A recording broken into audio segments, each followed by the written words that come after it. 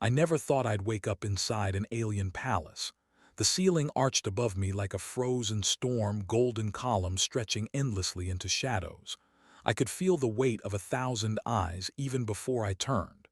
My heart pounded, partly fear, partly awe. I was human. They were not. And yet here I stood, summoned to answer the most dangerous question any human could face. The alien queen glided forward, her presence sharp and unsettling.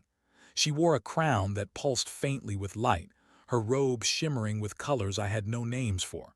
Her gaze pierced me, curious and cold. "Why don't you love my daughter?" she asked, her voice like metal sliding over silk. I swallowed hard. My mouth felt suddenly too dry. Around us, the palace seemed to hum, as though the walls themselves were listening. Soldiers in sleek black armor lined the hall, unmoving, but their eyes tracked my every twitch. Her daughter stood behind the queen, smaller, quieter, almost ethereal. She didn't move, didn't speak. But her beauty, it hit me like a storm. Perfect symmetry, glowing skin, eyes that shifted color when she blinked. A smile played briefly at her lips, polite but distant. I had never seen anything like it. It was terrifying. I forced a laugh I didn't feel. "She's too beautiful," I said. The words left my lips before I could stop them. The queen's expression faltered just for a heartbeat, but it was enough to make me sweat. "Too beautiful," she repeated, voice low, almost a growl. "Explain." And I tried. I told her about the humans I had loved, about how I had thought I knew passion, connection, warmth. I spoke of flaws, of laughter, of scars that told stories. And I admitted the truth. When I looked at her daughter, I felt fear, awe, and a strange longing I couldn't name. Her perfection wasn't inviting, it was overwhelming. The queen stepped closer, her eyes softened just slightly. "You are human," she said. "You do not see beauty as we do. You see it as a challenge, a danger, interesting." I wanted to flee. Every instinct screamed that staying meant death, or worse, being trapped in this alien game forever.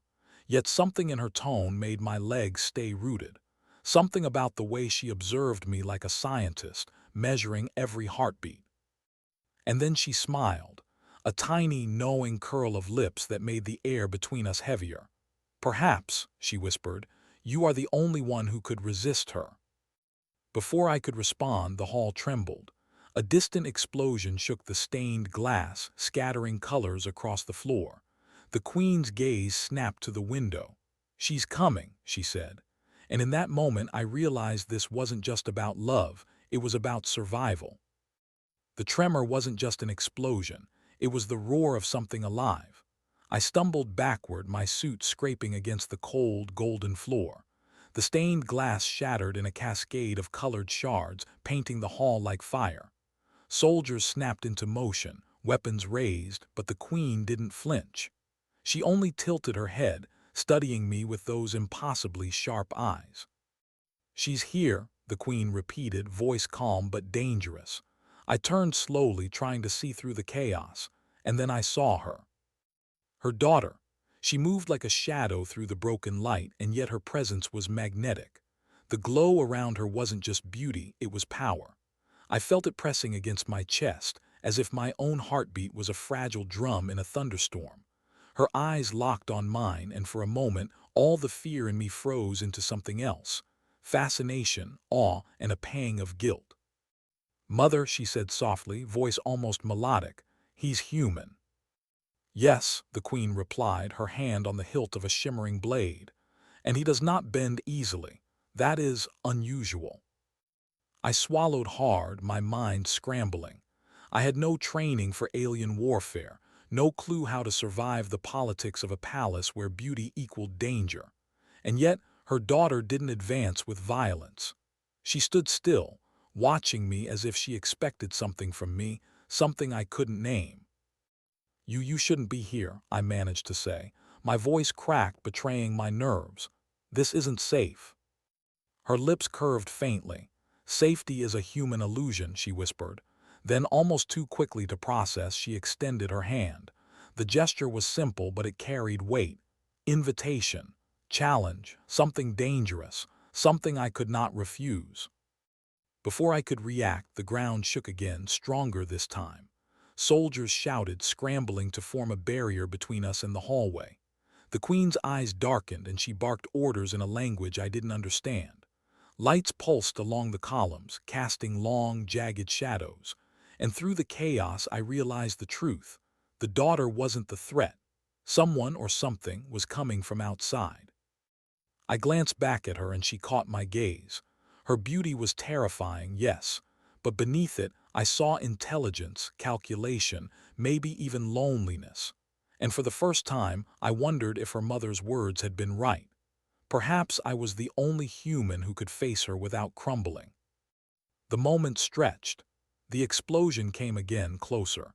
Dust rained from the ceiling, and she whispered, almost as if reading my thoughts, "If you survive this, I will want to know why you are not afraid of me." I couldn't answer. Not yet. Survival came first. But I knew one thing. In the chaos to come, everything would change. And the line between fear and desire would blur in ways I couldn't yet imagine. The hall shook again, this time with a deafening roar that rattled my teeth. The soldiers' disciplined lines faltered, and golden shards from the shattered stained glass cut the air like knives. Smoke curled upward, carrying a strange, electric scent that made my lungs burn. "Stay behind me," the Queen ordered, her voice sharper than steel, but I didn't move. My eyes were fixed on her daughter, who had stepped forward despite the chaos. Her hair floated unnaturally, strands glowing faintly like fire caught in sunlight. The human part of me wanted to run. The other part, the part that had first noticed her beauty, was frozen, unable to look away. "Who are you really?" I asked, voice hoarse, barely audible over the alarms. She didn't answer immediately. Instead, she raised her hand and the shattered columns began to twist, bending like liquid metal toward us. I stumbled backward, instinctively raising my arms to shield myself. The soldiers froze, some whispering prayers in a language I didn't understand. The Queen's expression didn't change, but her eyes flicked to me with a strange calculation, like I was a piece in a game I hadn't even noticed. Then came the first strike. From the far end of the hall, a figure burst through the smoke. Clad in black armor, moving faster than anything human should, it charged toward the Queen. Her soldiers responded immediately, but the figure was unnervingly precise. Without thinking, I lunged forward, tripping over broken glass to reach the daughter. "Run!" I shouted, but she didn't move. Instead, her eyes, glowing brighter now, locked on mine. And in that instant, I understood something terrifying. She didn't need to run. She was the weapon. The figure struck, and the Queen countered with a blade that shimmered like molten gold. Sparks flew. The sound was deafening, metallic screams echoing through the cathedral. I scrambled behind a toppled column, heart hammering, thinking this was it, my end. But she, her daughter, moved again. Not to fight the intruder, but to protect me.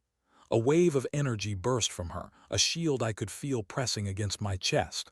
I gasped, surprised by the intensity.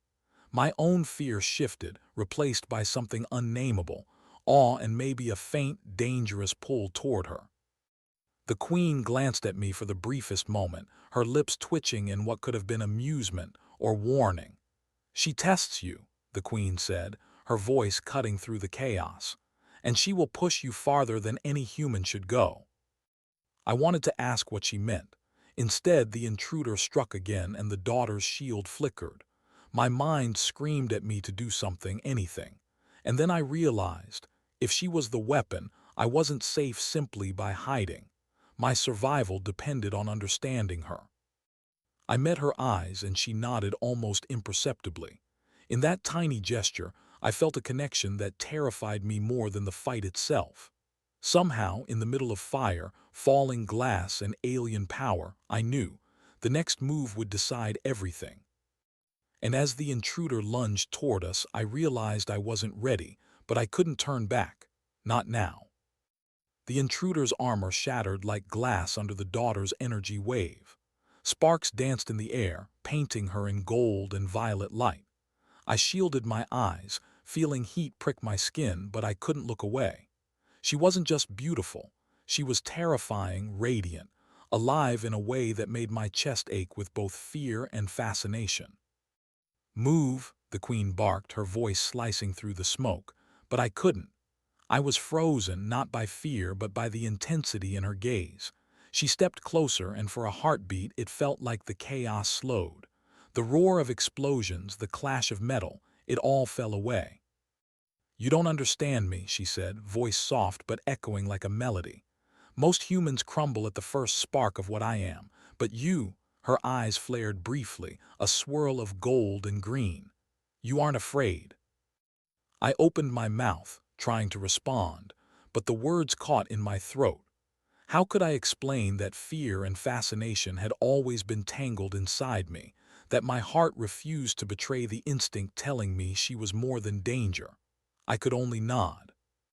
Then the intruder struck again, faster than before, closing the distance in a heartbeat. The daughter lifted her hand, and a wave of light erupted, pushing me back and sending the intruder sprawling across the floor. Shards of stone and metal floated in the air, suspended by some strange force. The queen's soldiers regrouped, forming a tight circle around us. Her blade sang through the air, meeting the intruder's weapon in sparks that lit the hall.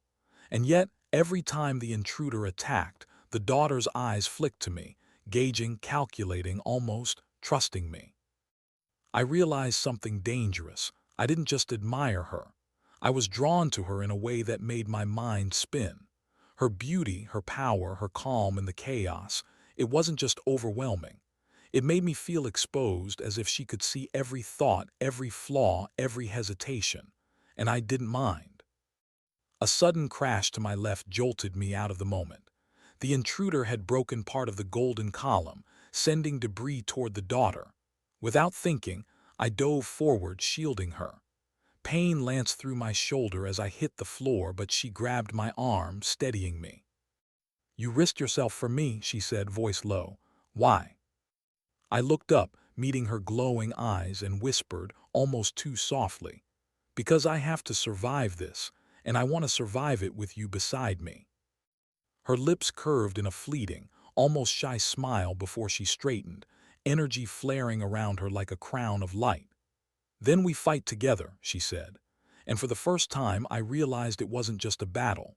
It was a test of courage, of connection, of everything I thought I knew about humans and aliens alike. The intruder lunged again, and we braced. Side by side, human and alien, fear and fascination entwined, ready for what came next. The hall was a ruin of gold and smoke.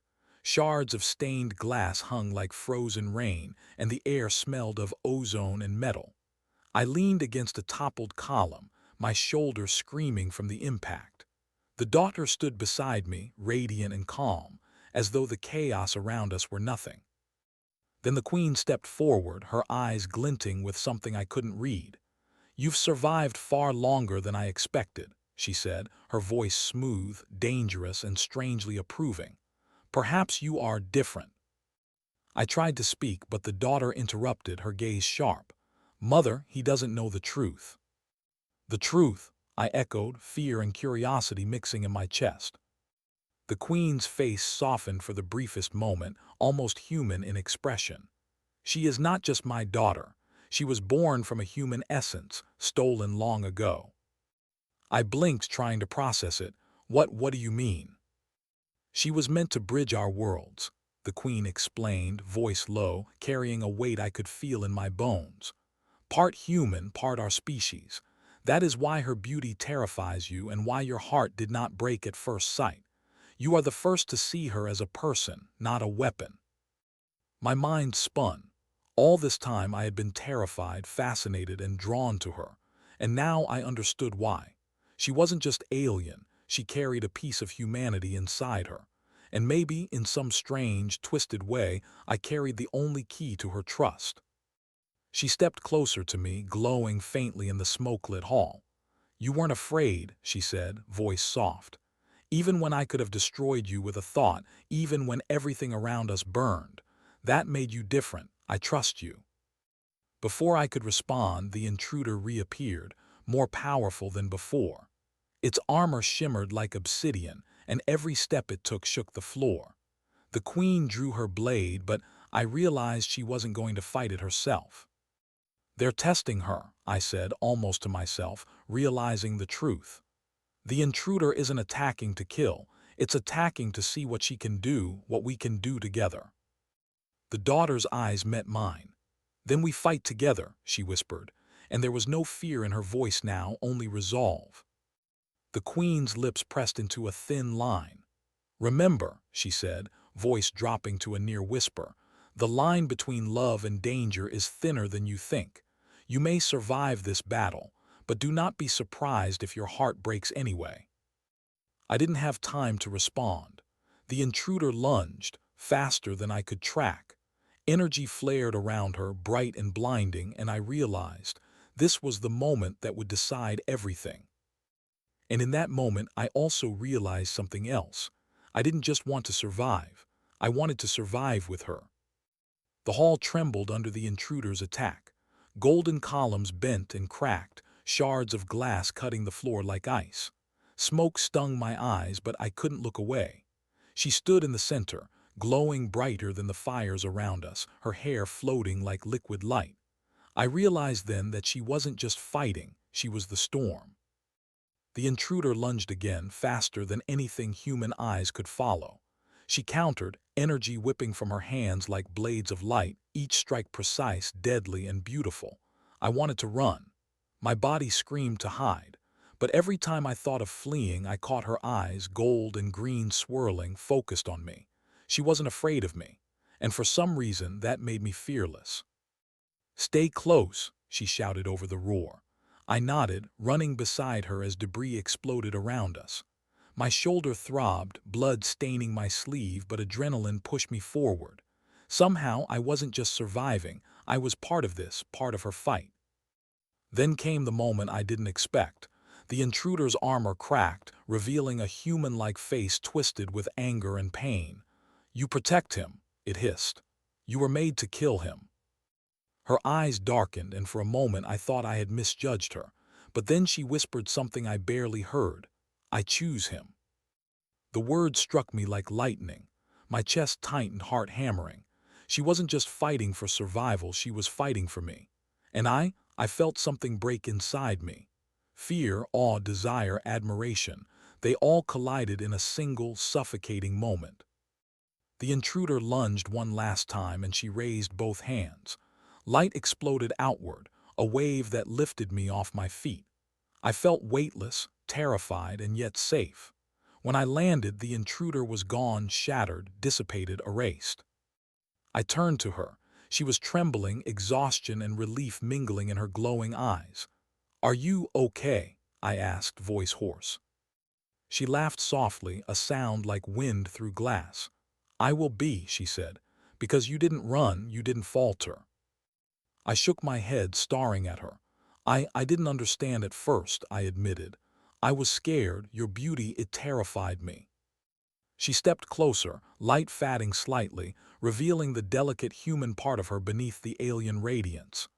"And now?" she asked, her voice gentle, almost teasing. "Now," I said, voice breaking. "I can't imagine being afraid of anything, not with you here." For the first time she smiled fully, warmth breaking through the brilliance. And in that smile I realized something impossible. Maybe humans and aliens, beauty and danger, fear and love, they could exist together. That maybe we had already begun something extraordinary. The queen appeared behind her daughter, silent, eyes unreadable. But when she saw us, she nodded once, slow and deliberate. "Interesting," she murmured. "Perhaps you were meant to survive together." And in that moment, with the smoke curling around golden ruins and a battlefield frozen in light, I felt it. A connection that would change both of our worlds forever. The hall was silent now, broken only by the distant crackle of fading energy. Smoke curled around the shattered golden columns, casting long shadows across the ruined floor. I stood beside her, still trembling, still alive, still trying to process everything. Her daughter, no, not just the daughter, her, looked at me with those impossibly human eyes, and for a moment, the weight of the battle, the fear, and the awe melted into something quieter, understanding. She stepped closer, the faint glow of her aura dimming, revealing the delicate curves of someone both alien and human, terrifyingly perfect. "You stayed," she said softly, "even when you could have run, even when everything was screaming at you to survive without me." I swallowed, my chest tight. I stayed because I wanted to. I didn't just survive this for me, I survived it to be here with you. Her lips curved in that faint, dangerous smile I had noticed when we first met, and suddenly the tension that had surrounded her like a storm lifted, just enough for warmth to creep in. "And that makes you different. Too different for most to understand," she whispered. I reached out, hesitating only a moment before taking her hand. Her skin was warm, impossibly soft, and the surge of energy that had been coiled in her moments ago now felt like a pulse I could sync with. My own fear, my own doubt, fell away in that touch. The queen watched from behind, her expression unreadable. For the first time, she didn't speak. Perhaps even she knew that whatever had begun between us was beyond her control. I faltered, realizing just how much my heart had changed. I thought your beauty would scare me, but it didn't. It made me want to protect you, to know you, to survive with you." Her eyes softened, shimmering with color, gold and green mixing with the faintest hint of blue. "I wondered why humans like you exist," she murmured, almost to herself. "Why someone would risk everything for someone too beautiful to fear. And now I see, it's because some hearts are made to rise to the impossible." I laughed softly, the sound raw with relief. "I guess I'm one of those hearts then." She smiled, reaching up to rest a hand lightly on my cheek. "Perhaps," she said, "and perhaps you will survive more than battles. You might survive me." And for the first time, I didn't feel overwhelmed by her beauty. I felt honored by it. I felt alive in it. The palace around us was broken, the soldiers silent, the golden columns bent like memories. And yet in that moment none of it mattered. Only her.